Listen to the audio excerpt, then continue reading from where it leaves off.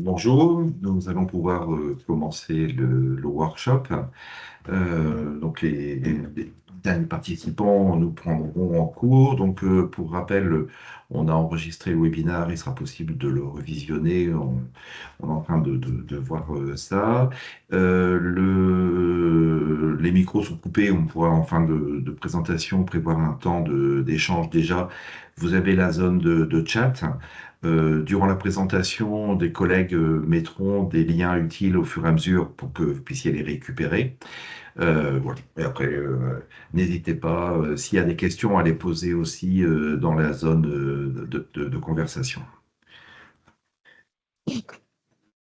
Donc,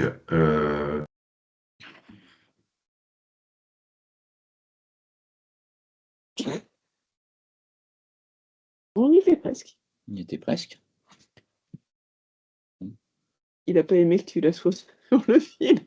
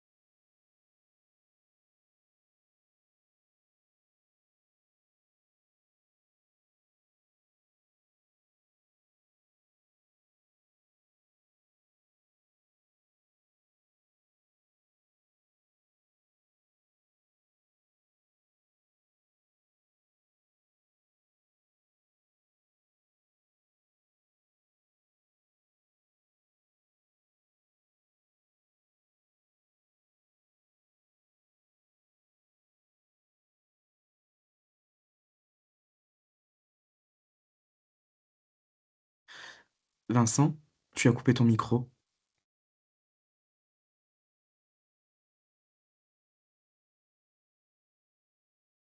ah, attendez, il y a un petit problème technique. Dans l'empressement, un de mes collègues m'a coupé le micro. Donc, c'est bon. Donc là, normalement, vous m'avez. Donc, le but de ce workshop, sera de voir quelques points bien particuliers. Je voudrais prendre un petit peu de temps pour vous rappeler et comprendre et du coup vous aider à identifier les cas d'usage. L'inscription à la plateforme, le data clean control, un rappel sur les bonnes pratiques de la TVA, parce que ça sera important pour notamment se préparer au e-reporting. On parle beaucoup de e-invoicing, l'envoi de factures, mais e-reporting est une part importante aussi. Et puis on va se voir Sedge Connect pour la présentation de la plateforme. Donc, pour parler des cas d'usage. Les cas d'usage, l'administration a défini 42 cas d'usage et 20 variantes. Alors, c'est quoi ces cas d'usage? Les cas d'usage, c'est en fait les méthodes utilisées par les entreprises pour, euh, pour faire de la facture. Euh, on a le cas zéro, enfin le cas le plus classique. Les cas d'usage ne sont pas des cas exceptionnels. Le cas d'usage, c'est une méthode, c'est une façon, c'est un flux d'informations qui sera un peu différent. Le cas numéro zéro, c'est la facture, l'échange de factures. Donc l'administration a fait un petit graphique pour expliquer l'échange de flux.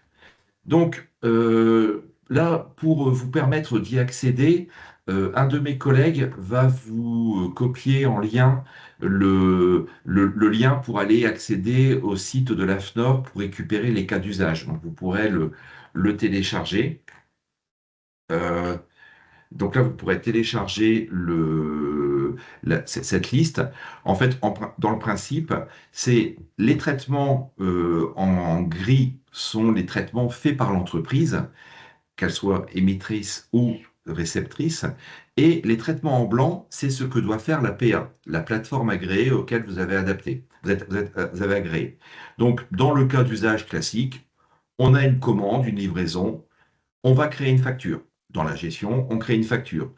On va transmettre à Sedge, si on est équipé de Sedge gestion commerciale, le flux, la facture. Donc, on a une transmission. Cette transmission, l'APA de notre éditeur devra interroger la plateforme de l'État pour aller déposer la facture sur une plateforme destinée à notre client. Le client devra traiter la facture. La plateforme devra mettre à jour le statut. Une facture, elle est reçue, rejetée, traitée, payée. Voilà, on a différents statuts. Et là, les deux plateformes, on voit dans le 4B et le 4C, les deux plateformes doivent communiquer entre elles. Quand le paiement est fait, on a le paiement de paiement définitif et on met à jour aussi la plateforme du fournisseur. Et quand nous c'est rapproché et encaissé dans la comptabilité, on a un statut encaissé.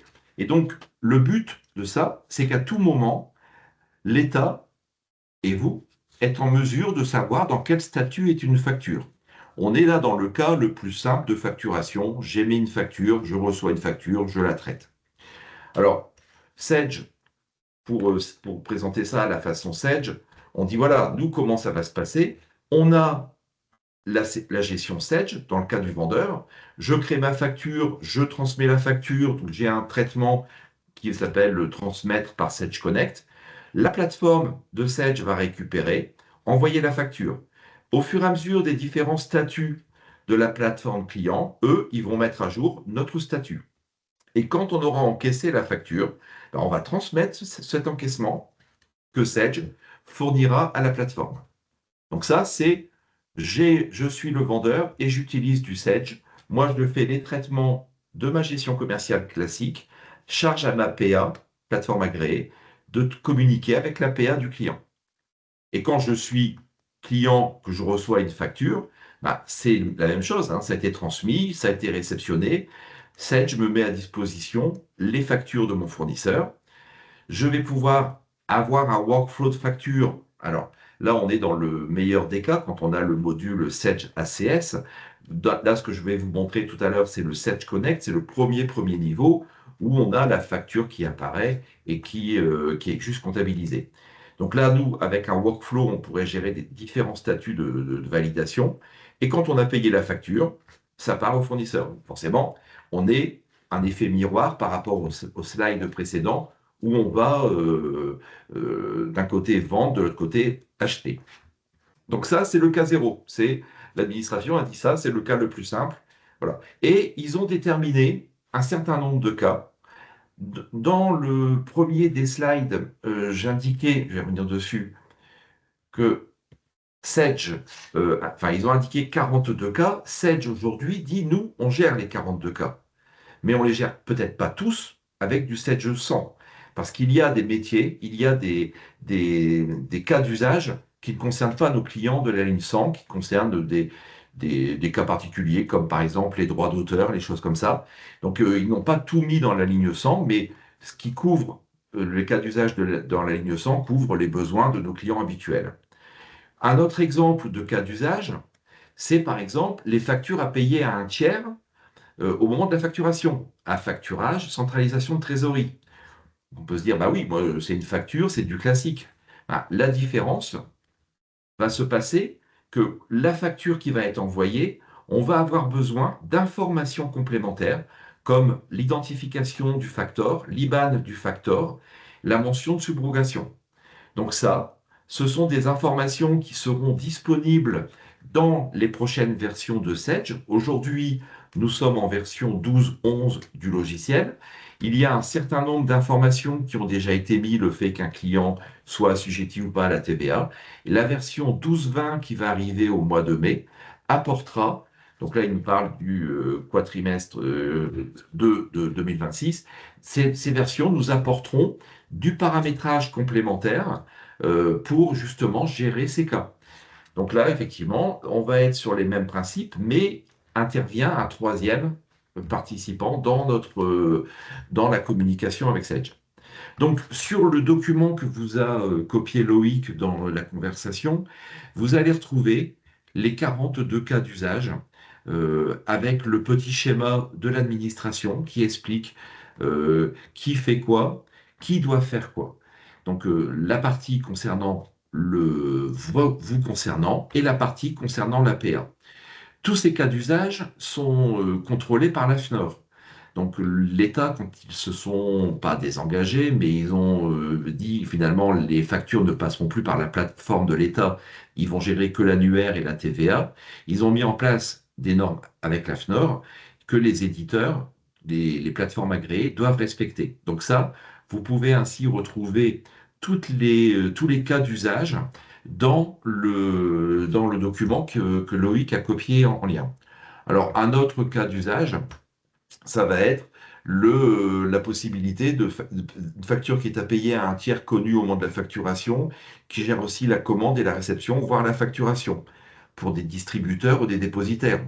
On met des choses chez chez un client, un dépositaire, et la facturation est un petit peu différente. On n'est pas sur un flux normal. Et bien là, c'est couvert dans le même principe que la facturage. Donc là, on se sont rendu compte que le traitement est proche de la facturage. Donc on a le tiers bénéficiaire, on a le vendeur, on a l'acheteur, et donc les flux d'informations, toujours en gris, ce que je dois faire, je crée le contrat entre le fournisseur et la factureur ou le tiers bénéficiaire, et donc en blanc, la plateforme va communiquer et nous allons devoir communiquer. Donc il peut y avoir des fois plus que deux intervenants dans une transaction sur une plateforme. Euh, donc, je passe rapidement sur ces cas d'usage. Le but, c'est vraiment d'essayer, dans l'heure qui arrive, de vraiment échanger sur du côté pratico-pratique et vous montrer le module Sage Connect et puis surtout consacrer un petit peu de temps aux questions-réponses, s'il y en a. Un autre cas, c'est la facture devant être reçue et traitée par un tiers pour le compte de l'acheteur. Donc on est encore dans un cas un peu différent où il y a entre notre vendeur, entre l'acheteur, un tiers gestionnaire. Donc tous ces cas sont identifiés. La facturation dans le bâtiment, parce qu'il peut y avoir des acomptes, enfin surtout des retenues de garantie, des choses comme ça. Donc là, je passe rapidement parce que ces petits schémas, vous les retrouverez sur le document qui a été joint. Il y a d'autres cas qui vont nous concerner. Je ne les ai pas mis là dans le détail, le flux, mais on les retrouve et ils sont gérés dans Sage, notamment la facture d'acompte. Aujourd'hui, vous recevez un acompte d'un client, vous devez émettre une facture d'acompte. Donc là, il y a un flux qui va vous permettre d'échanger cette facture d'acompte, qu'elle soit bien identifiée comme une facture d'acompte pour que l'administration récupère bien les informations au fur et à mesure. Un autre cas, ce serait des factures déjà payées au moment où elles ont été émises. Donc là, un schéma a été créé. Les notes de frais, avec notamment le cas particulier des, des services de péage des autoroutes et la communication aux entreprises. Le fait un restaurateur qui fait des repas avec du particulier, mais qui fait aussi des repas pour des entreprises et qui doit, dans ce cas-là, mettre des factures.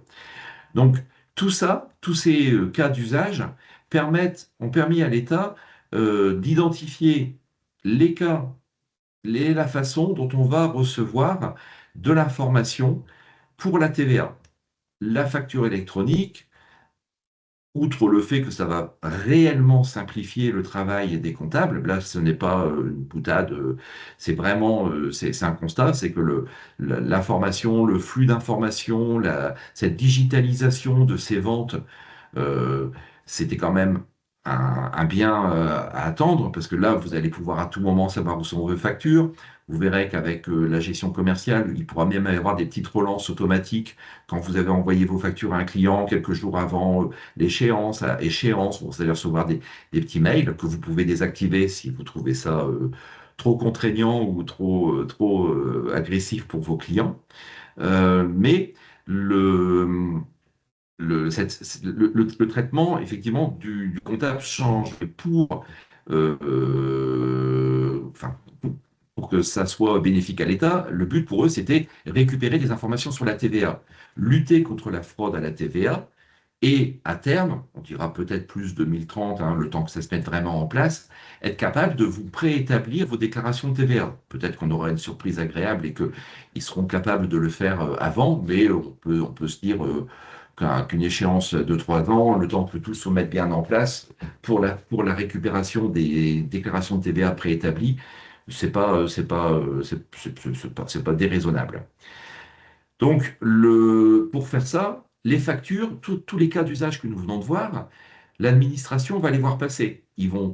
Quand une plateforme, si je prends l'exemple de la plateforme ici, vous créez une facture, vous transmettez la facture, entre la transmission à la PA client et la réception pour le client, l'administration, dans la plateforme publique, reçoit une information liée à la TVA, liée à la condition justement de TVA. Est-ce que c'est de la vente à débit, vente encaissement, et des informations de numéro de sirène, toutes les informations nécessaires.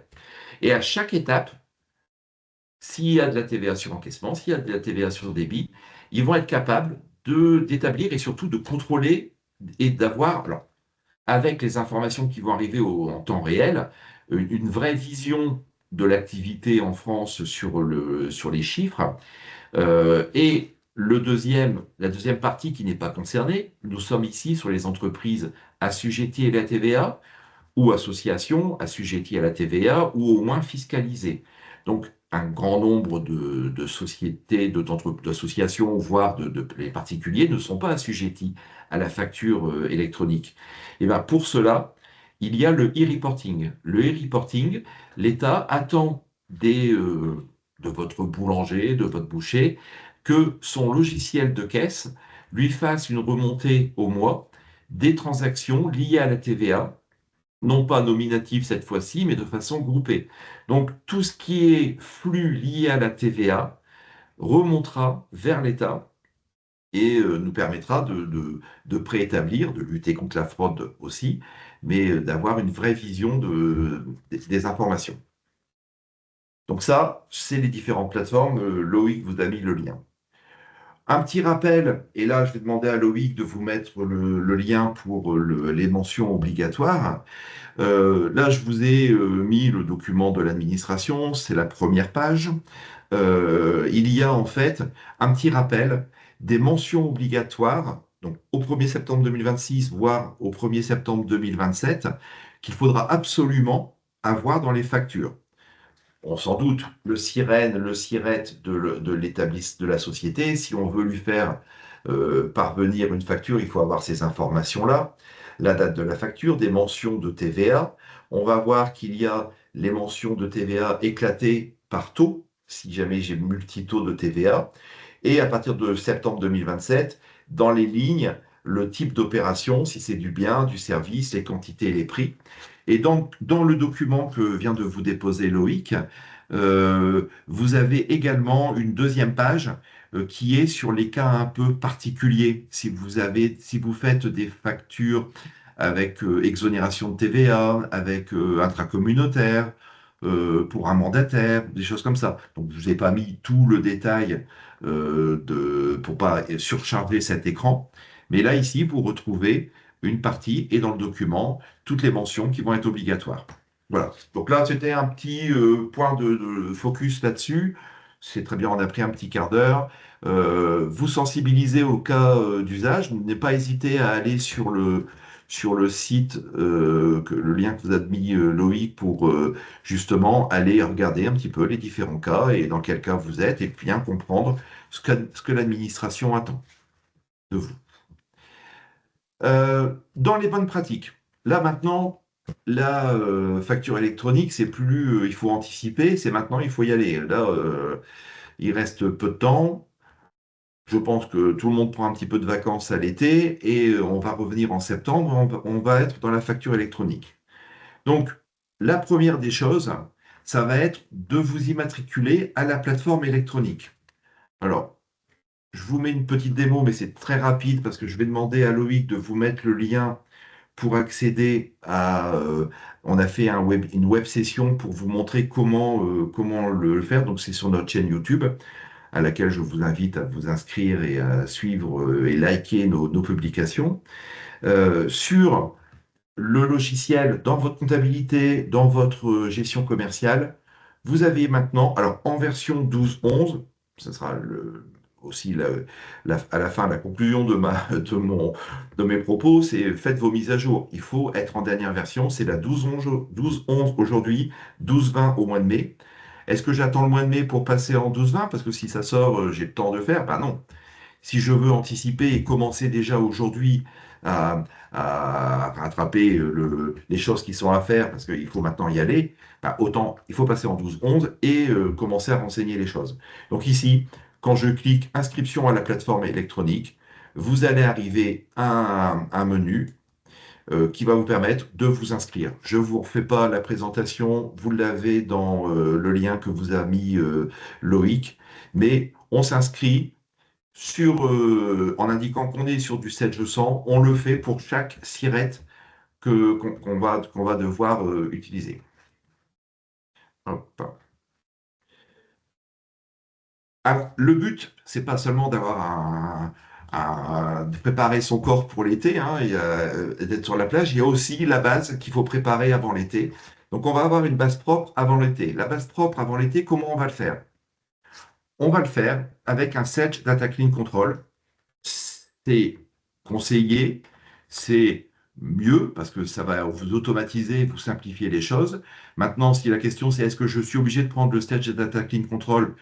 Dans l'absolu, il n'y a pas d'obligation, mais vous verrez que pour le nettoyage de la base, pour l'utilisation ultérieure du module Sedge Connect, c'est quand même fortement conseillé. Donc, une petite présentation de ce module. Je repars sur ma gestion, ma comptabilité. Je suis dans la base bijoux. Et ici, donc, j'avais mon inscription. J'ai ici un assistant de mise en conformité qui va me permettre de mettre en sommeil des tiers non mouvementés, de contrôler les paramétrages des tables, d'effectuer des contrôles sur les comptes tiers. La mise en sommeil, que je ne vais pas lancer, a un intérêt. Votre base de gestion commerciale, peut-être que vous l'avez depuis 15 ans, voire plus. Peut-être 25 ans et que vous avez commencé avec l'extrémité il y a 25 ans.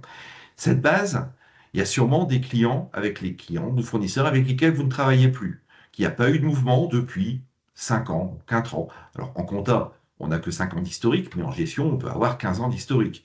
Donc, à quoi ça me sert d'aller devoir mettre des numéros de SIRET, des identifications sur des clients qui ne sont plus utilisés? Ben, cette mise en sommeil, elle va me permettre d'aller demander au logiciel de dire identifie-moi tous les comptes qui n'ont pas eu de mouvement depuis telle date et mets-les-moi en sommeil. Je pourrais les réactiver si j'en ai besoin, mais dans mon alerte, dans mes contrôles de cohérence, ils ne sortiront plus en erreur. Je vais devoir contrôler mes paramètres de table, paramètres société et paramètres de cohérence. Parce que je vais le lancer, comme ça vous allez voir les deux anomalies. Hop, voilà. Ici, il m'a contrôlé mes paramètres. Il me dit, voilà, Vincent, c'est bien. Tu as quelques champs qui ne sont pas bien renseignés dans tes paramètres.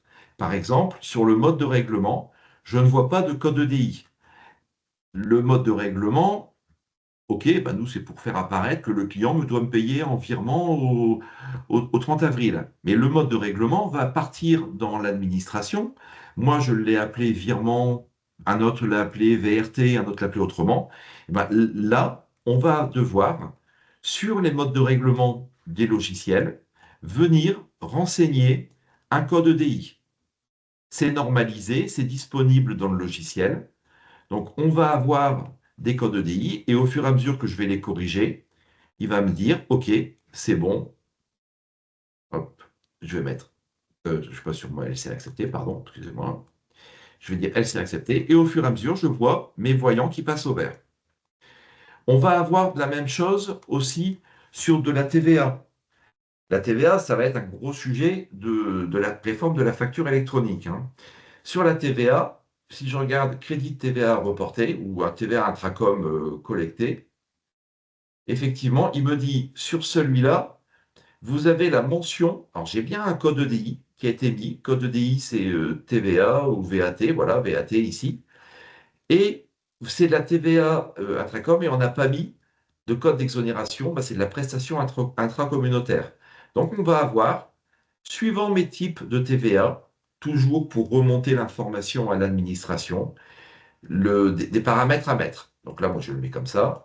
Mon logiciel contrôle que c'est bon. Mon crédit de TVA, j'ai pas mis de code EDI. OK, c'est VAT. Je fais OK. Et je vais ainsi corriger. Alors là, forcément, j'ai pris une base où j'avais déjà travaillé dessus et je vous ai laissé que quelques erreurs pour pouvoir vous le montrer. Là, quand on va lancer, il y en aura. Il pourra y avoir, et ça, c'est vraiment important sur les paramètres. Et sur les clients et fournisseurs, quand j'ai lancé mon contrôle, elle me dit, OK, vous avez des choses, mais là, il y a des champs qui ne sont pas renseignés. Alors, je vais aller sur mon fournisseur blanc. Fournisseur blanc, il a le pays. Si jamais j'avais oublié de mettre le pays dessus, il m'aurait d'abord dit, le pays du tiers est obligatoire. Je vais renseigner le pays du tiers. Donc, le pays doit être celui de la liste des paramètres. Et dans mes paramètres pays, j'ai un code EDI qui est renseigné. Donc, c'est pour ça que je vous dis, c'est pas, on n'est plus dans de l'anticipation, mais on est dans du concret. Parce que peut-être que vos listes de pays ne sont pas totalement bien paramétrées, qu'il y a à ajuster. Donc, n'attendez pas la dernière minute pour vous rendre compte que ce n'est pas opérationnel et que vous ne recevez pas vos factures parce que vos champs ne sont pas corrects. Donc, les pays vont devoir être enseignés. Le code sirène va devoir être enseigné. Donc là, ici, c'est un tiers fictif, donc je ne vais pas pouvoir générer par le petit symbole I ici.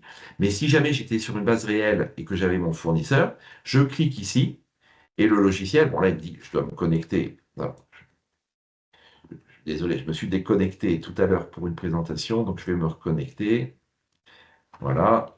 En fait, ici, dans Sedge, alors, j'en profitais pour vous le montrer. Ici, il me manque des sirettes.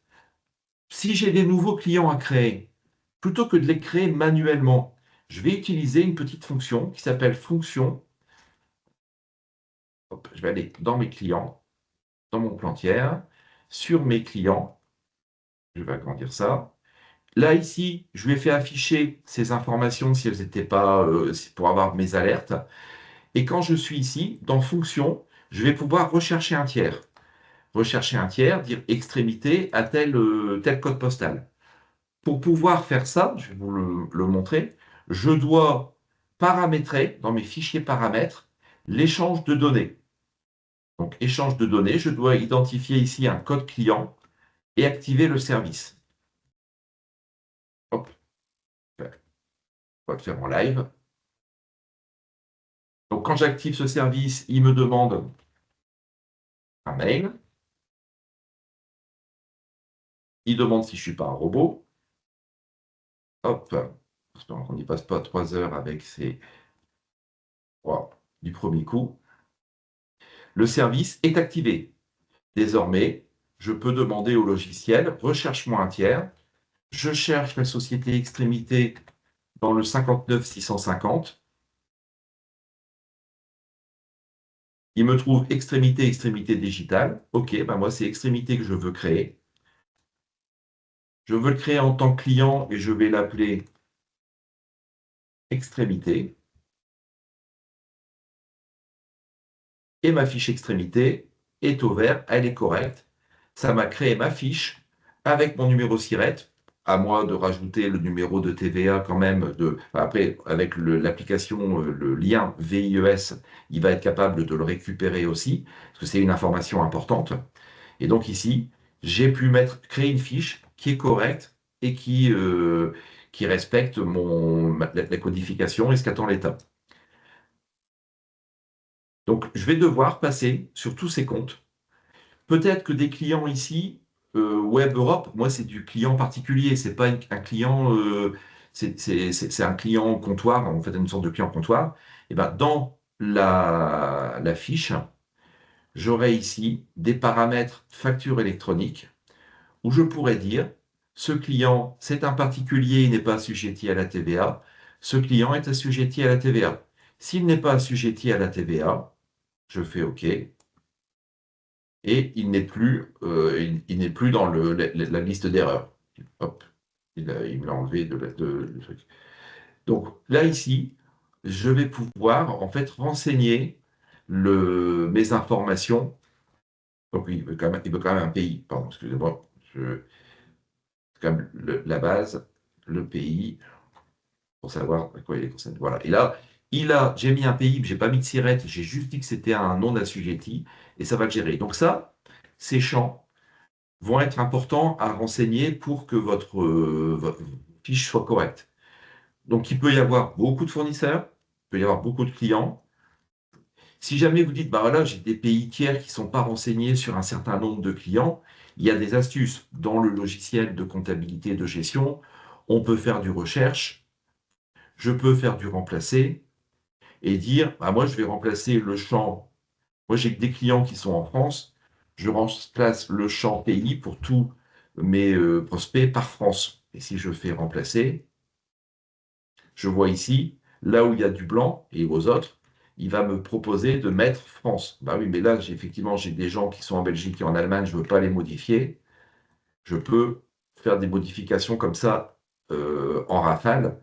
Et ici, j'ai quelques clients qui ne sont pas renseignés. Si j'en trouve un, hop, il y a par exemple le comptoir d'hiver qui va me dire le pays est obligatoire. Je fais remplacer. Voilà. Et je viens maintenant sur les problèmes liés au SIRET et non plus au pays. Donc il y a des mises à jour. Et quand ma fiche, alors Cara, forcément, c'est le jeu d'essai, c'est la société que vous connaissez depuis des années, elle n'existe pas. Si je cliquais ici, le logiciel aurait trouvé une fiche. Il aurait dit, ben là, c'est telle société, et il m'aurait complété le SIRET automatiquement. Donc, si vos fiches clients sont bonnes, si vous avez appelé extrémité, EXTREMIT, que vous n'avez pas mis de E, que vous n'avez pas mis de caractères bizarres, vous n'avez pas marqué société extrémité, si vous avez bien identifié extrémité au 59 650, en cliquant ici, ça vous remplira la fiche correctement. Donc ça, le Data Clean Control, petit module qui s'ajoute à Sage, mais qui fait vraiment beaucoup de travail. Les bonnes pratiques de la TVA. Déjà, il va falloir vérifier et fiabiliser vos codes de taxes. Quand je dis vérifier et fiabiliser, vos codes de taxes qui sont ici, il peut y en avoir un certain nombre. On va travailler, si vous avez forcément de la TVA sur encaissement, en TVA, on va utiliser au niveau de la taxe, on utilise les registres de taxes.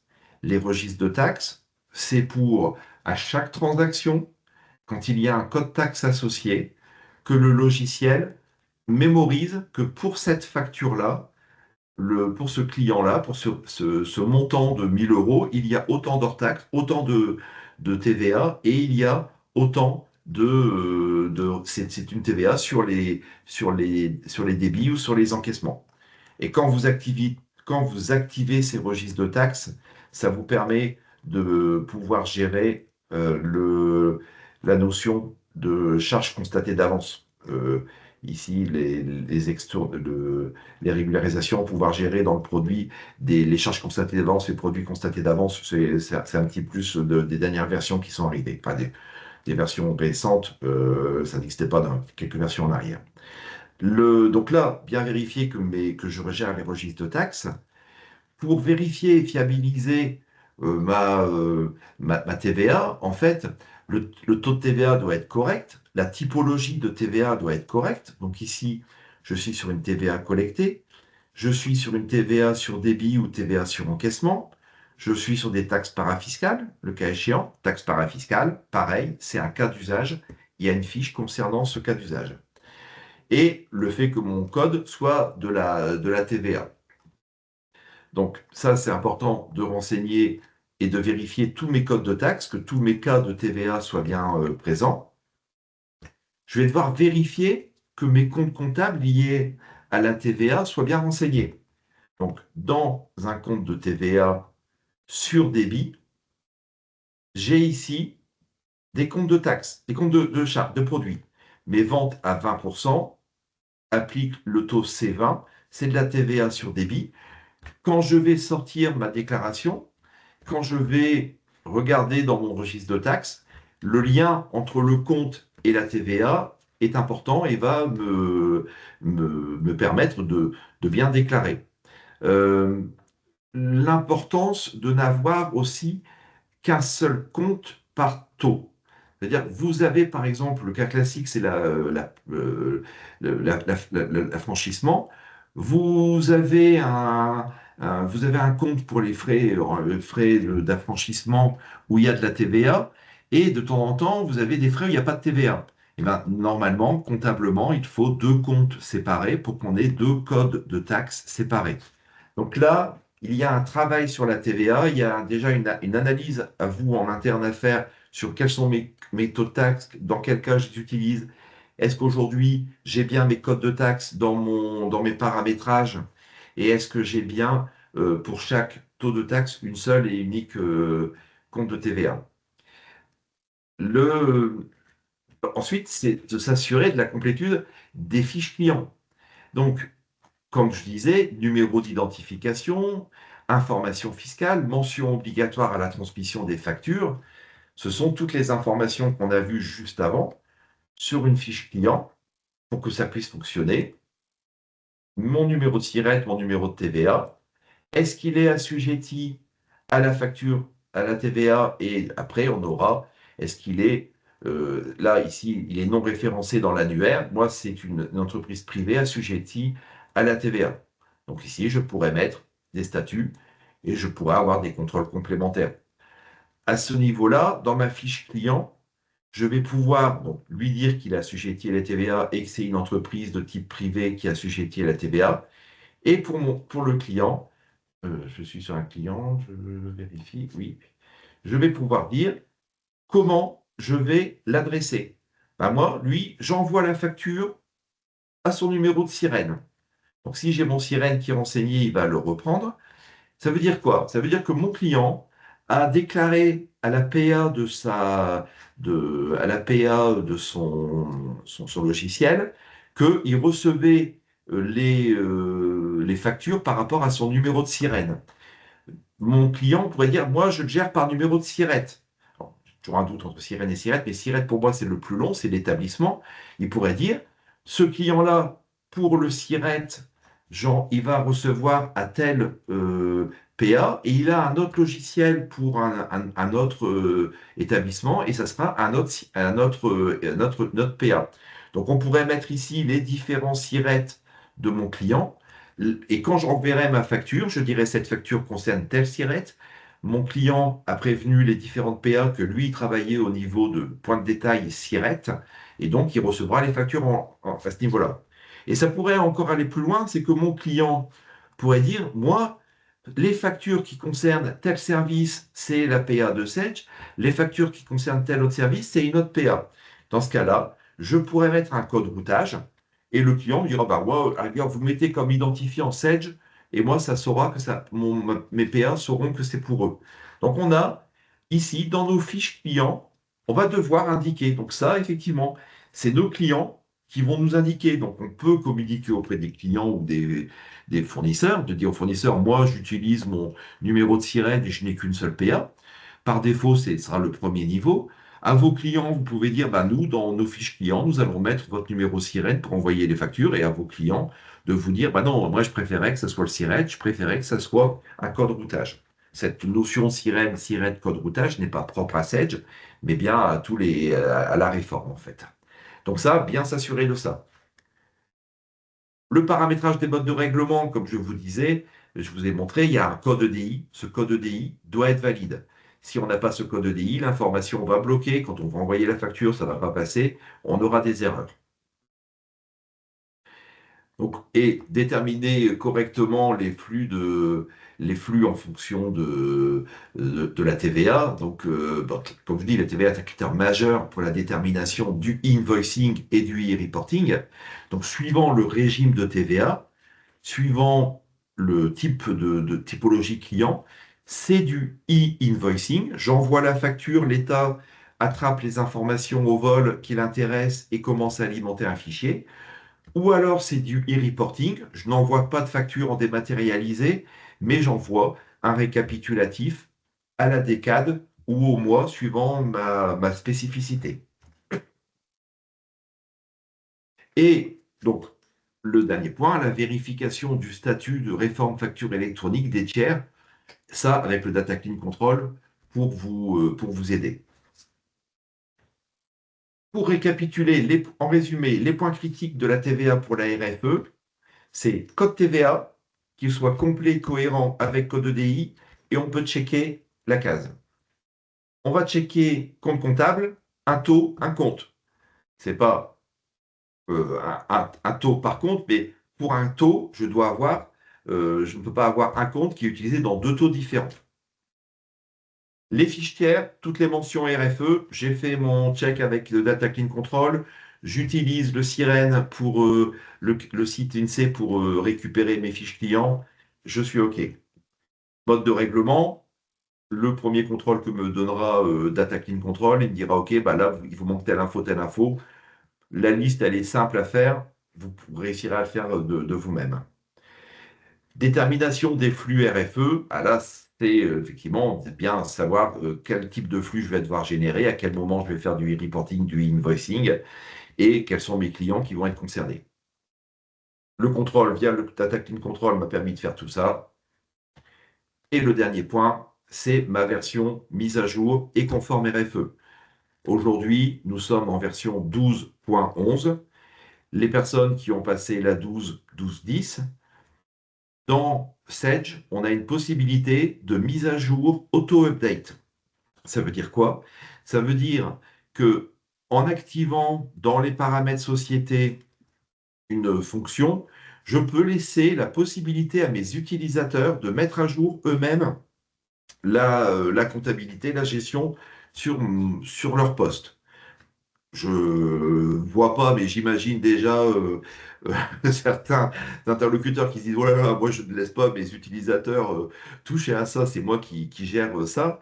Mais sur du monoposte, sur des postes où habituellement on doit intervenir parce qu'il faut installer le serveur Sage, la partie client, le logiciel, sur des mises à jour mineures, 12.11, 12.20, 12.30, qui sera au mois de décembre, ben, vous pourrez avoir une tuile qui va apparaître comme la compta comme la paye pour les utilisateurs de la paye et dire bah, je lance ma mise à jour, je me suis assuré avant que j'avais tous les droits sur mon poste, que j'ai pas de blocage particulier et je fais ma mise à jour. Le but de Sage est d'éviter le goulot d'étranglement qui s'annonce pour les gens qui ne sont pas à jour. On rencontre encore des sociétés en version 16, en version i7, hein, des bases qui ne sont pas encore en SQL et ils commencent à se mettre à jour. Là, c'est vraiment éviter ce goulot d'étranglement et ne pas, quelque part, vous facturer à chaque fois une mise à jour parce que vous n'avez pas la possibilité de le faire sur des mises à jour mineures. Sur des mises à jour majeures que vous nous sollicitiez parce qu'il faut mettre à jour le serveur, les postes clients, la partie SQL, la partie objet métier, enfin tout ce qu'il peut y avoir, ça ok. Par contre, sur des petites mises à jour où c'est juste 12, 12, 12, 12, 13, 12, 14, qui sont des petites mises à jour où l'éditeur va au fur et à mesure apporter des réponses aux questions qui vont se poser, ben, on vous laisse du coup la possibilité de le faire par vous-même. Il est 15 heures, nous sommes à 3 quarts d'heure de présentation. Du coup, il me reste un petit peu de temps pour vous parler du Sage Connect. Le Sage Connect, c'est demain ma facturation. Si je pars sur mon logiciel en gestion commerciale ou que je pars en comptabilité, donc ici, je vais aller en comptabilité, je vais aller sur une société créée spécialement pour ça. Hop, je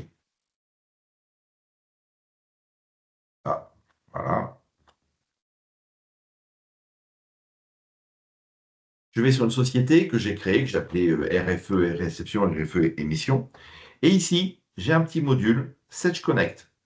Ce module va me permettre d'accéder à la plateforme de réception et d'envoi des factures. Je vais le retrouver aussi ici dans Sedge Connect, réception des factures, visualisation des notifications. Si je vais en visualisation des notifications, je vois qu'il y a des synchronisations qui sont bien passées. Là, je suis en réception. Si je vais en Sedge Connect, réception des factures fournisseurs, mon émetteur m'a envoyé une facture qui vient d'arriver ici. Donc, j'ai envoyé une facture. Moi, ça, c'est ce qu'on va avoir en septembre. Je vous montre d'abord ce côté-là, parce que ça, septembre 2026, vous recevez des factures de vos fournisseurs. Les fournisseurs qui ont obligation de vous envoyer, ça dépend de la taille, tout ça, mais aussi les fournisseurs qui ont voulu anticiper et profiter de cette opportunité qu'est la facture électronique pour gagner du temps. Extrémité va le faire. En septembre, on sera en mesure de vous envoyer nos factures au format électronique pour vous éviter devoir récupérer sur un mail, devoir aller à gauche, à droite. Là, dans le logiciel, j'ai mes factures. Si je double-clique sur ma facture, alors ceux qui utilisent Sedge Automatisation Comptable, ACS, reconnaissent un petit peu le principe du logiciel. La différence, c'est que moi ici, cette facture, je la visualise, je peux agrandir pour voir la facture qui a été faite, hein, une facture très simple.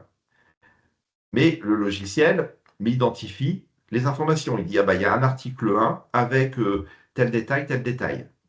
Et donc, si je veux comptabiliser cela, je vais pouvoir avoir des modèles de saisie qui vont être attachés à ça, mais je n'ai qu'un seul modèle de saisie, je n'ai pas de workflow de validation, je ne peux pas dire, bah, cette facture, je l'envoie à mon valideur. Cette facture, elle ne sera pas rattachée dans ma compta. Quand je suis dans mon écriture comptable, je ne pourrai pas cliquer pour voir la facture.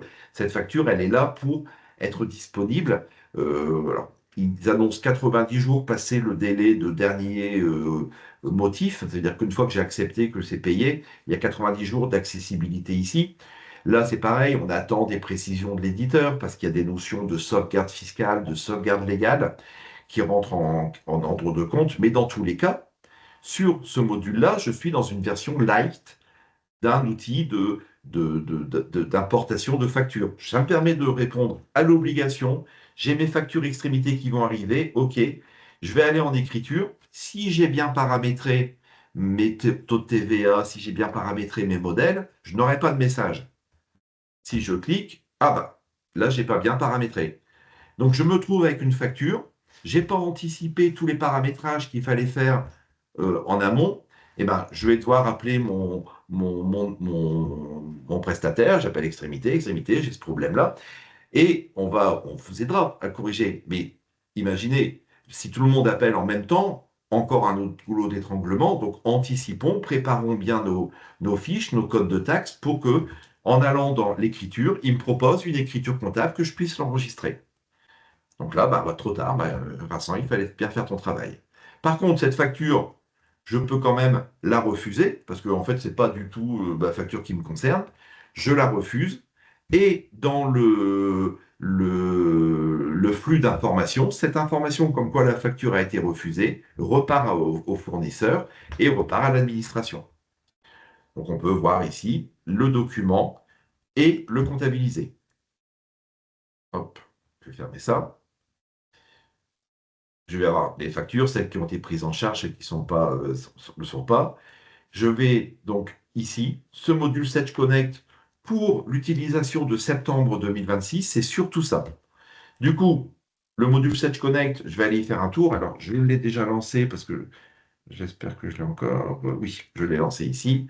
Je l'ai lancé, je suis sur la société réception. Je vais me remettre sur mon accueil, pardon. Pour ne pas avoir à ressaisir mon mot de passe et mes identifiants, ma double authentification. Là, ce module Sedge Connect, c'est un accès web. En cliquant ici sur Sedge Connect, j'arrive ici. Je peux être, moi, en réception, mais je peux être aussi en émission. Donc, je vais pouvoir trouver ici mon réseau, mes clients, mes fournisseurs, le cas échéant, et mes clients. Si je clique dessus, je vais voir des informations, je vais pouvoir envoyer un message, accéder au portail, envoyer des notes, voilà. Et l'exclure, par exemple, des messages automatisés. Je me suis créé un Sedge Connect, je me suis créé un compte Vincent Dubois en titre particulier.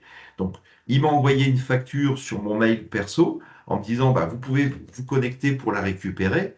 Je vais pas tous les, parce que il gère par rapport aux dates de règlement, est-ce que la date elle arrive et il peut envoyer des mails, ça peut vite faire beaucoup de mails. Donc, on va pouvoir gérer les types d'envoi de mails et même désactiver pour des clients qui veulent pas de mail.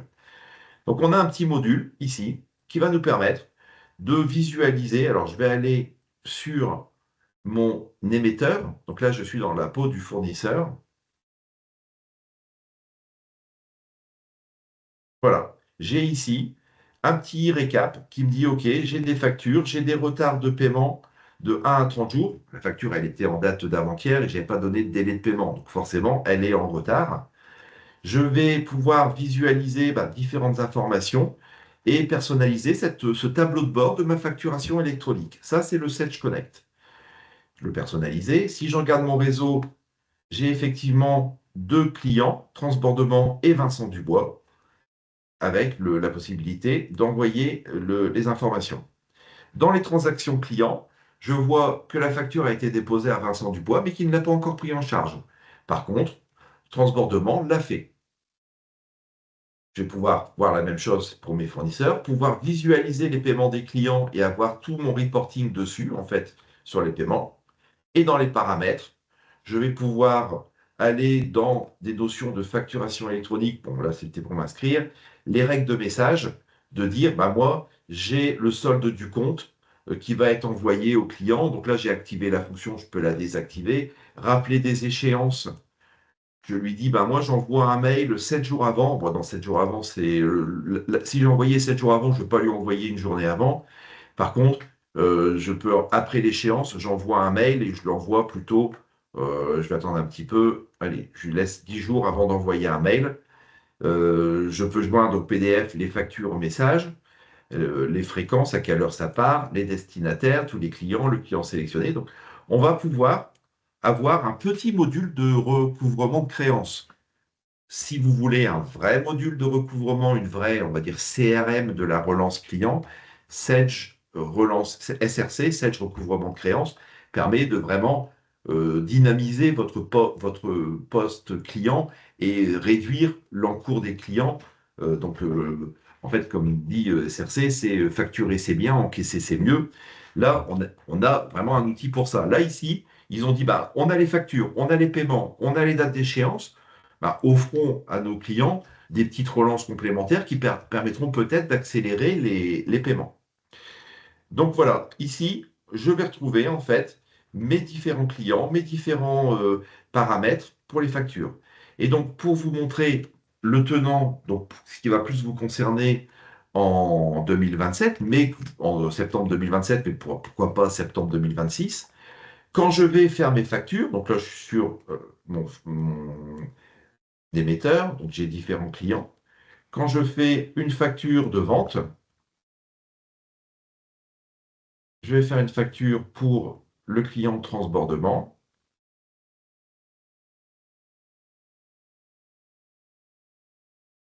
Hop, j'ai qu'un article, je le vends à 120 euros. Bien sûr, cette facture, je dois la valider. Je dois la valider pour qu'elle soit plus modifiable. Et ici, donc, je vais prendre un modèle de facture client. Et ici, je peux la transmettre par Sedge Connect.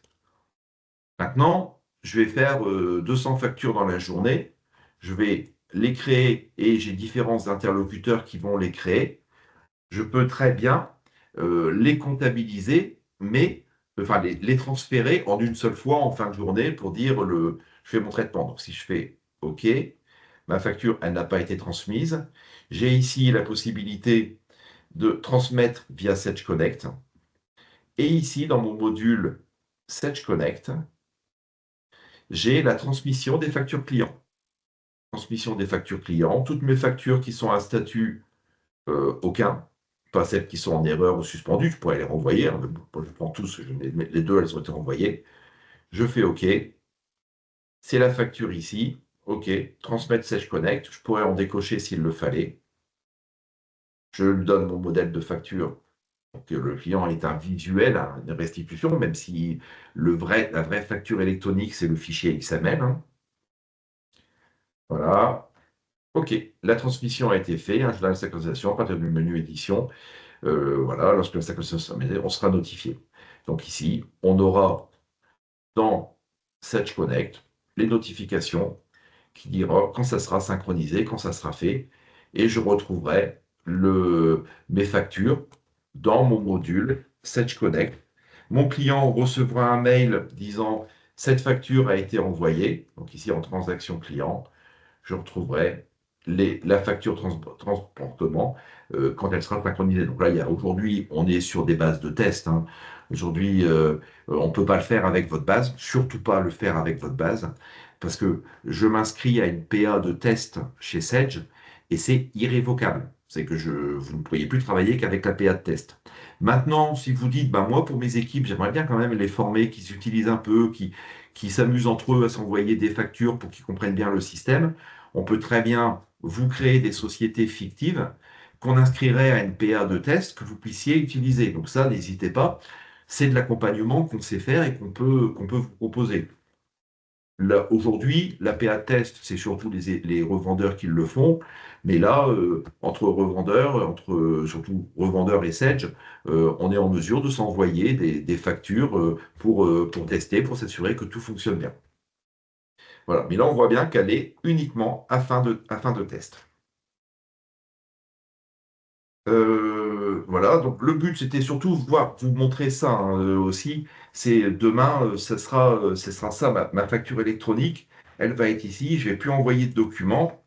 Je vais faire par mon Sage Connect. Je vais faire de la transmission.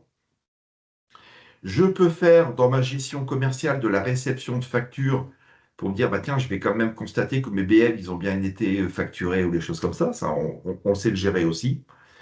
Il y a des points qui vont être éclaircis, qui vont être à préciser par l'éditeur sur notamment la sauvegarde fiscale, la sauvegarde légale, et puis des cas d'usage qui vont peut-être encore évoluer. Alors, hop, on va passer aux questions-réponses. Donc, je vais réactiver la caméra. Et on va regarder, si vous voulez mettre la caméra, vous pouvez si vous avez besoin. Donc, je vois dans les premières questions qu'il n'y a plus de son, mais on sait pourquoi. Alors, j'espère que la période où il n'y a pas eu le son n'était pas trop longue et que je n'avais pas dit de choses qui... Mais bon, après, il y a je ne suis pas sûr que sur la vidéo, ça soit enregistré. Alors, est-il de diffuser le support après le workshop? On va pouvoir vous l'envoyer, le premier support. Euh, on est en train de réfléchir sur la partie pouvoir le mettre sur YouTube parce qu'il y a des infos de Sage, il faut qu'on valide avec eux que ces infos, ils sont OK pour les envoyer, notamment les sites sur les cas d'usage. Normalement, il n'y a pas de souci. Donc, dès qu'on a le go, soit ça sera disponible sur notre chaîne YouTube, soit on vous enverra déjà le PowerPoint. Pour l'échéance septembre 2026, le scope export, nous vendons essentiellement en Europe et à l'international, est-il compris au sens le cas d'usage sont-ils définis? Donc oui, il faut aller voir dans les cas d'usage. Là, ce qui va se passer, c'est que c'est surtout au niveau des codes de taxes qu'il y a des taxes à l'export qui peuvent être enseignées. Il y a des niveaux d'assujettissement. Est-ce que c'est en France? Est-ce que c'est pas en France? Est-ce que ça passe par un mandataire, par un mandataire? Donc là, tout ça, il va falloir bien se renseigner pour savoir déjà dans mon entreprise quels sont les cas d'usage que j'utilise, comment je vais pouvoir communiquer et qu'on puisse vous accompagner pour le mettre en place. Dans la partie export, on sera plutôt sur du e-reporting parce que les factures ne vont pas à partir, a priori, sauf si c'est un client en France, mais que c'est de l'export. Alors, il peut y avoir des cas particuliers, on sait que c'est toujours un peu complexe. Mais si s'il n'y a pas de communication de facture au sens e-invoicing, il y aura forcément un e-reporting. S'il n'y a pas d'e-voicing, il y a du reporting. L'État a besoin des informations pour bien cadrer tout ça. Et donc, ça sera l'un ou l'autre, en fait. Toc, toc, toc, toc. Peut-on avoir un visuel sur les codes EDI déjà paramétrés? Oui. En fait, c'est pour répondre à Monsieur Lefebvre, dans votre gestion, dans votre compta, avec le Sage Data Clean Control, déjà, il va vous dire attendez, pardon, excusez-moi, je vais représenter mon écran, mais si je ne vous le mets pas à l'écran, voilà. Le Sage Data Clean Control va vous permettre de le contrôler. Mais après, rien ne vous empêche d'aller dans vos taux de taxes. Vous savez qu'il y a des codes EDI à renseigner, d'aller les renseigner. Vous savez que pour les règlements, dans les tiers, mode de règlement, pour chaque mode de règlement, j'ai un code EDI à renseigner. Donc vous pouvez déjà faire ce pré-travail de remplissage. Pareil, alors là, en général, c'est bien renseigné, mais ça se peut que ce ne soit pas le cas, hein. Pour les codes pays, j'ai ici des codes DEI, des codes ISO à renseigner. Pour rappel, il y a le jeu d'essai, la société Bijou, sur laquelle je suis, où il y a des champs déjà bien renseignés. Peut-être pas tous, peut-être pas tous les cas que vous pourriez rencontrer, mais ça, c'est déjà les choses que vous pouvez faire et que vous pouvez vérifier. J'espère avoir répondu. Je vais passer aux différentes questions et puis s'il faut à la fin, on ouvrira un peu le micro. Comment ça fonctionne avec des référentiels étrangers? Codification entreprise, cliente, fournisseur. Ah là, nous, dans la comptabilité et la gestion, on va identifier s'ils sont assujettis à la TVA, pas assujettis. Après, s'il y a des codifications particulières, là, à vous de vous renseigner aussi, l'administration, sur les sites, d'aller à l'information. Nous, dans le produit, on pourra, sur un tiers, ah oui, je suis sur c'est pas grave, je suis sur le global. On va avoir ici des notions d'assujetti, particulier assujetti. Est-ce que c'est assujetti non référencé à l'annuaire? Et par rapport au code de taxe, il va générer des choses. Donc, pour ça que les tests, c'est bien de pouvoir anticiper et de pouvoir déjà aussi récupérer s'il y a des référentiels que vous devez mettre en place. Si vous voulez, comme vous êtes, donnez-nous les référentiels que vous devez mettre en place. Alors, Monsieur Pertec, oui, vous avez le code ATT litige et ATT BAP suite à la mise en place d'ACS. Ces codes ATT litige et ATT BAP, c'est très bien, parce que vous utilisez ACS, donc vous avez ce qu'on a vu là, la facture qui apparaît, mais dans une utilisation beaucoup plus complexe.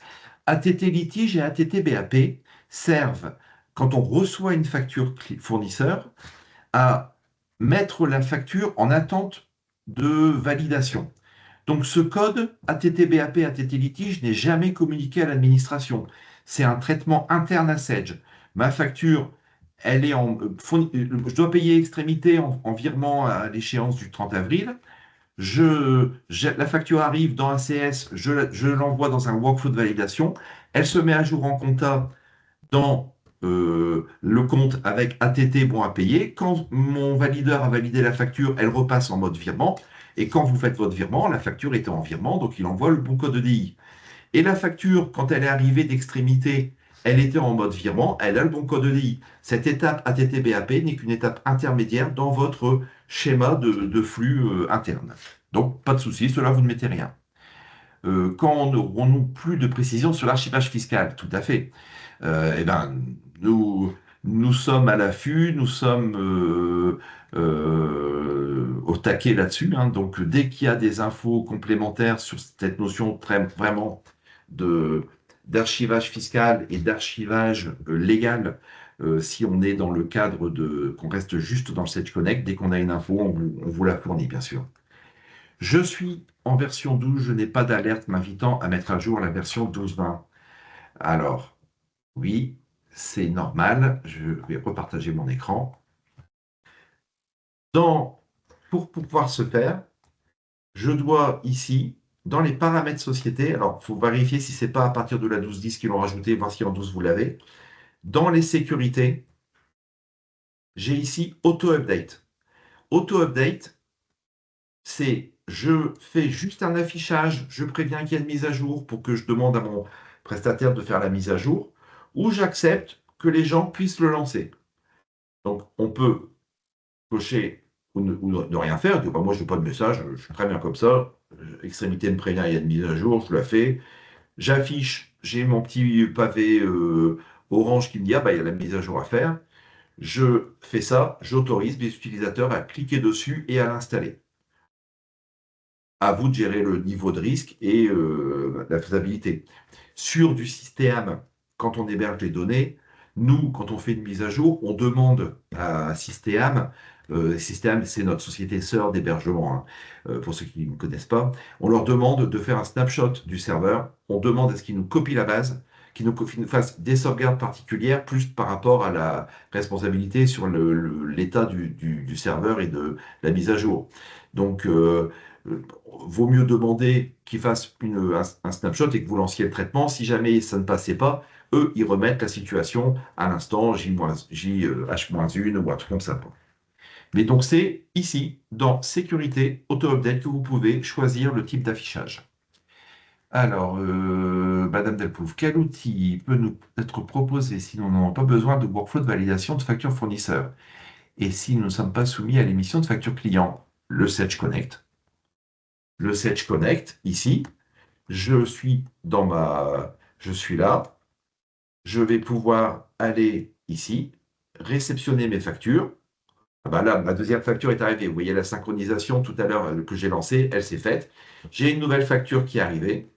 J'ai reçu des mails, donc là, je ne pourrais pas voir ma boîte mail, mais j'ai reçu des mails me le disant. Et ici, si alors là, j'ai pas, en fait, si vous voulez, quand on fait le paramétrage, en échange de données, attends, non, c'est pas là, excusez-moi, c'est facture électronique, voilà. Ici, je vais là, lui indiquer un mode d'écriture. Donc là, ce mode-là, il n'est pas correct, il faut que je l'amende pour que le logiciel me permette de faire ici écriture et d'aller le modifier.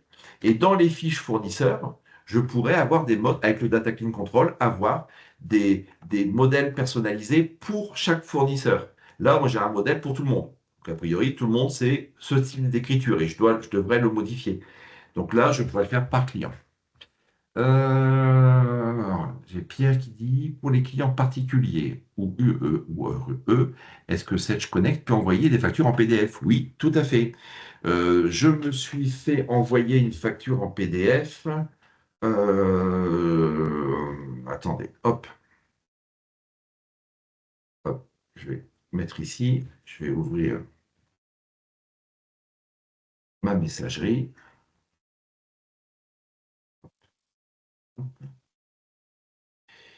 Alors, hop, hop, hop, voici votre relevé. Je vais prendre la première, je vais vous montrer sur l'écran, hein. En fait, voilà, je vais ouvrir ce mail-là, je vais vous le mettre ici. Donc, sur mon compte Free, j'ai, hop, je peux télécharger les images, j'ai en fait reçu un mail, une nouvelle facture RFE émetteur à examiner. Vous pouvez consulter le détail de la facture sur votre portail en cliquant sur le lien dessus. Donc ça, c'est une boîte mail perso, hein, c'est pas une entreprise.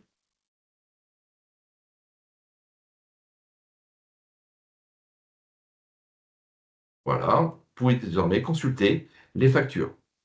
Et ici, je suis un particulier, j'ai mon site en ligne et je vois ma facture, je vois mes différentes factures, j'ai mon compte, je peux l'imprimer, je peux la télécharger. Ça, c'est la communication avec les particuliers. Alors, l'outil ACS est surdimensionné? Non. Là, je dirais, c'est jamais assez le puissant le produit. Pour répondre à la question de Madame Delpouve, ça dépend du besoin. L'outil ACS, c'est le workflow de validation, surtout. C'est des automatisations, c'est des possibilités de gérer des demandes d'achat. Donc oui, peut-être que par rapport à un besoin particulier, c'est surdimensionné, mais aujourd'hui, si je mets que Sage Connect dans les entreprises, je ne vais pas répondre à tous les besoins des entreprises. Dans le Sage Connect, oui, l'analytique, on peut renseigner de l'analytique par rapport à une question complémentaire. Mais si vous voulez, on pourra, si vous voulez qu'on regarde plus en avant par rapport à ça, mais ACS va plus loin que Sage Connect. Alors, pour Madame Agnoret, si nous avons peu de factures à établir type SCI, Sage pourra permettre de faire des factures. Sage, gestion commerciale, bien sûr. Si vous n'avez que la comptabilité ne fait pas des factures. La comptabilité réceptionne les factures. Il faut le module Sage Gestion commerciale, qui lui permet de faire les factures. Maintenant, si vous dites, moi j'ai des besoins SCI, donc je ne veux pas non plus une usine à gaz qui me permet de gérer des stocks dans tous les sens et des complexités. Il existe des versions essentielles qui permettent de le, qui permettent de le, comment dirais-je? Excusez-moi, parce que j'ai eu un message et j'ai anticipé sur le message suivant. La version essentielle est beaucoup plus light, beaucoup moins chère et permet de faire de l'envoi de facture de façon simple. Après, si vous dites, bah, moi c'est encore trop important pour nous, il existe Sage 50, qui est le premier produit entrée de gamme de Sage, où on peut faire des factures pour des SCI qui respectera le format facture électronique, qui enverra la facture en électronique, et on ne sera pas en mise à jour directe dans la compta, on exportera un fichier pour importer des écritures en compta.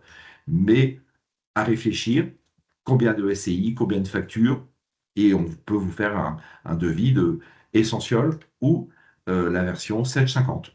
Ça, c'est, on a des solutions à proposer pour les différents cas. Et oui, les SCI rentrent dans les factures qu'on faisait sous Excel ou sous Word.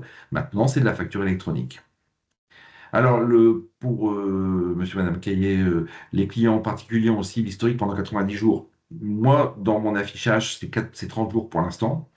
C'est pas un coffre-fort comme pourrait l'être quand vous achetez dans les magasins Darty ou Boulanger où vous avez des coffres où ils gardent les factures. Ça, ce sont des choses qui risquent d'évoluer ou à la demande des clients ou à la demande par le Sage Customer Voice. Pour rappel, hein, dans votre logiciel, vous avez ici la voix. Vous pouvez parler à Sage. Vous pouvez dire, moi, j'aimerais bien que dans le Sage Connect, donc vous avez toutes les questions, toutes les améliorations qui ont été demandées, auxquelles on peut voter, et dire, bah, moi, j'ai une suggestion. J'ai vu une présentation de Sage Connect, on m'a dit que c'était 30 jours conservés, j'aimerais bien que ça soit plus, ça soit autant. Et puis là, les personnes vont venir voter dessus pour faire monter la voix, et puis surtout, Sage aura l'information et pourra peut en tenir compte. Alors, un fournisseur non assujetti à la TVA, nous ne recevons pas les factures sur cette Connect. Un fournisseur non assujetti à la TVA, non, dans l'absolu, il n'est pas à faire, il n'a pas obligation. S'il n'est pas assujetti à fiscaliser, il ne fera pas de facture, il ne passera pas par là. Donc, vous devrez l'enregistrer dans la compta. Et là est la différence avec du Sage ACS. Le Sage ACS, automatisation comptable, une facture d'un fournisseur non assujetti, je la scanne, elle arrive dans un module de saisie comme celui-là. Ici, je suis en réception des factures de fournisseurs. J'en ai pas sur celui-là, j'étais sur l'émetteur, mais excusez-moi, on va partir sur ma compta. Ici, je ne vois que mes factures électroniques. Mais dans ACS, on a un module qui ressemble un petit peu, mais un petit peu quand même, on va dire le principe, c'est un peu ça. Dans ACS, j'aurai mes factures aussi que mon fournisseur non assujetti à la TVA aura pu m'envoyer par mail ou que j'aurai scanné. Donc voilà, là, c'est là que les différences vont se faire. Là, nous, on est vraiment, et pareil, les fournisseurs étrangers. Un fournisseur étranger, je ne l'aurai pas là. Là, c'est du franco-français, la facture électronique. Objectif ultérieure, harmonisation européenne. Donc déjà, il va falloir qu'ils mettent le même format parce que J'ai parmi les participants des entreprises qui ont travaillé avec l'Italie, ils savent ce que c'est. La Belgique a pris le format PayPal. Là, on a des formats UBL, C2I, de FactureX dans un ensemble PayPal quand même. Et aujourd'hui, on a des formats différents pour de la facturation. Donc l'Europe va harmoniser ça pour qu'on arrive à encore mieux améliorer ses contrôles et ces automatismes. Mais aujourd'hui, j'ai des factures belges qui arrivent, j'ai des factures étrangères. Si dans ACS, j'ai dit à mes fournisseurs, vous me l'envoyez sur tel mail, moi, elle apparaîtra automatiquement dans mon module. Dans Sage Connect, je ne l'aurai jamais, je ne traiterai que mes factures françaises. Donc il y a un intérêt, ACS a un intérêt. Il peut être des fois trop puissant par rapport aux besoins, mais par contre, il gère l'intégralité du flux d'achat.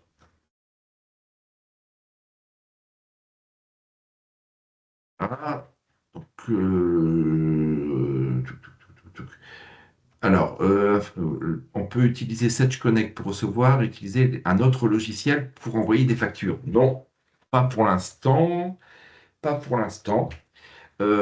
Sage Connect, pour envoyer des factures, ça envoie des factures de Sage. Pour recevoir des factures, ça reçoit les factures pour Sage. Vous avez le droit à 12 000 flux, 12 000 factures. Donc, si vous dites, moi, j'ai 5 000 factures entrantes et 10 000 sortantes, on est à 15 000. Donc là, on dépasse un peu. Et là, il peut y avoir un coût supplémentaire, mais c'est des packages, c'est vraiment c'est des centimes. Mais 12 000 flux, ça veut dire si vous avez 6 000 et 6 000, c'est déjà pas mal de factures entrantes et sortantes, vous avez, c'est gratuit. Mais du coup, si c'est gratuit, c'est déjà dit, c'est pour mes clients. Je ne vais pas offrir ça. On a été voir une société ce matin. Eux, leur logiciel spécifique, ils proposent avec un abonnement pour 1000 factures, pour envoyer leurs factures. Nous, Sage, ils disent non, non, nous, OK, Data Clean Control, il y a un petit coût d'abonnement, mais ça va vous permettre d'automatiser beaucoup de choses et de contrôler. Par contre, l'envoi de factures, jusqu'à 12 000 entrantes sortantes, c'est compris dans l'abonnement. Mais Sage parle d'ouvrir les plateformes PA par ce qu'on appelle des API. Donc demain, votre logiciel externe, s'il ne peut pas le faire et qui souhaite le faire, pourrait faire un abonnement avec Sage, faire des traitements. Mais non, c'est pas une plateforme, c'est pas une plateforme gratuite en fait. C'est une plateforme gratuite parce que vous avez fait le bon choix d'être avec Sage. Pour l'échéance de septembre 2026. Ah, là, on est sur des cas, si vous rendez, alors attendez, parce que là, vous m'avez posé la question, mais c'était, bon, je regarde celle-là. Euh, Est-il compris? Alors, attendez, nous vendons essentiellement en Europe et à l'international. Ben, tout à l'heure, je vous avais répondu à ça. Donc, effectivement, il faut regarder dans les cas d'usage. Je ne connais pas les 42 cas d'usage et les 20 variantes complémentaires. On vous a mis le lien pour que vous puissiez justement voir dans quel cas vous vous situez. Si vous avez besoin, on a des clients qu'on a accompagnés sur alors, des audits RFE. C'est plus une analyse et un accompagnement pour voir un petit peu quels sont les types de flux, les choses comme ça. Mais là, pour savoir si vous répondez à des cas d'usage, ben oui, il faut que vous alliez vous piocher dans les cas d'usage et si vous avez des questions complémentaires, n'hésitez pas à appeler, on saura vous accompagner. Peut-on utiliser Sage pour les factures fournisseurs et pour l'envoi un autre logiciel? Aucun souci, nous ne sommes pas sectaires. Vous pouvez très bien dire ma PA de réception, ça sera Sage, et ma PA d'émission, ça sera un autre logiciel parce que ils ont déjà une PA, ce qui est tout à fait logique parce que, alors si vous êtes en ACS, ACS, c'est envoyer les factures de vos clients. Donc si vous dites, moi, enfin, alors, ça peut répondre aussi à la question de Madame Herbeau, mais c'est en ACS, hein, pas en Sage Connect. En Sage ACS, on peut recevoir des factures et envoyer des factures d'autres logiciels. La communication avec la comptabilisation, c'est plutôt vers du Sage. Mais l'envoi de facture, on pourrait le faire, mais ça a un coût, là, c'est pas gratuit.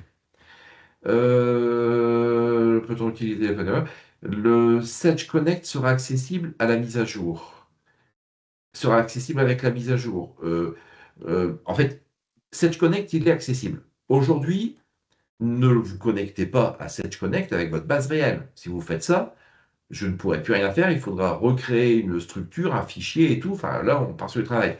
Si vous dites, moi, j'aimerais bien l'utiliser, le Sedge Connect, si vous voulez, on peut imaginer. Là, le but aujourd'hui, c'était vraiment de faire du pratico-pratique, hein, pas de rentrer dans des slides dans tous les sens, mais de mettre la main dans le cambouis. Si vous dites, ben, nous, on est intéressé pour mettre en place un Sedge Connect, est-ce qu'on peut nous aider?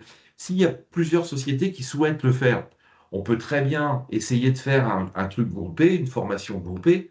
Le but, c'est de réduire le coût. S'il y a 5 clients qui souhaitent le faire, on se prend une après-midi, on se crée des comptes fictifs et on fait du Sedge Connect. Ça, on est tout à fait ouvert à vous accompagner dessus. C'est disponible avec la version 12.11, on peut le faire. Aujourd'hui, c'est plutôt les revendeurs qui l'utilisent. Il va y avoir une phase de test réel. Mais là, si on rentre en phase de test réel, c'est je dis, OK, moi, l'administration, je suis bêta-testeur de la facture électronique. À partir de maintenant, toutes mes factures partent en facture électronique. Et je ne peux plus revenir en arrière. Je ne peux pas dire, maintenant, je ne fais plus mes factures électroniques, bon, c'est compliqué, j'arrête. Non. Donc, bêta-testeur, on n'a pas, nous, voulu engager des clients là-dessus parce que c'est très, très contraignant. On a le connect de test, et ça, on peut vous accompagner pour une montée de deux bases de tests pour dire, tiens, bah, je m'amusais un peu de m'envoyer des factures, comment ça marche, et puis je triturais un peu le logiciel. Ça, il n'y a pas de souci. Mais ça, bah, à la rigueur, n'hésitez pas à revenir vers les CC, mais on pourra aussi nous revenir vers vous pour proposer ce style d'accompagnement. Et Madame Herbeau, j'ai une SCI, je vais émettre une facture par mois, voire deux, très peu. Quel logiciel pour créer ma facture? J'ai Sage Comptable. Bah, la logique, je dirais, Sedge gestion commerciale. Maintenant, la raison économique, peut-être que Sedge 50 sera plus économique. Ça, il faut qu'on étudie ça ensemble, qu'on regarde. Aujourd'hui, pour, pour faire de la facturation, un Sedge essentiel, c'est vraiment le minimum. Il y a beaucoup moins de fonctionnalités qu'un Sedge standard ou un Sedge premium.